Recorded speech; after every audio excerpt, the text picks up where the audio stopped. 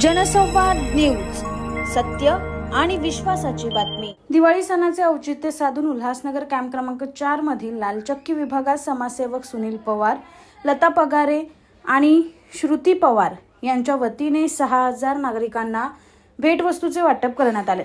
देण्यात आलेल्या भेटवस्तूमध्ये उटणे, पंत्या, उंबरापट्टी आणि इतर दिवाळी साहित्याचा समावेश आहे।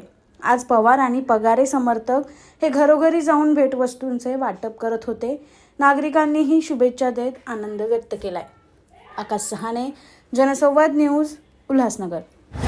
आज आम्ही Shivnagar Lalchakki Holy family road ह्या विभागात येथील नागरिकांना दिवाळीच्या शुभेच्छा देण्यासाठी ही छोटीशी गिफ्ट आमच्या क्रांती महिला मंडळ यांच्या माध्यमातून सुनील पवार, श्रुती पवार आणि लता पगारे यांच्या माध्यमातून शुभेच्छा म्हणून ही भेट दिलेली।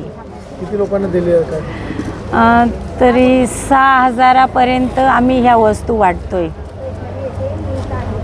संकल्पना काय नाही आहे, दिवाळीचे वाटप आहे। सगळ्यांना पहिले दिवाळीच्या हार्दिक शुभेच्छा आमच्या सगळ्या महिला परिवार आणि सगळ्यांकडनं।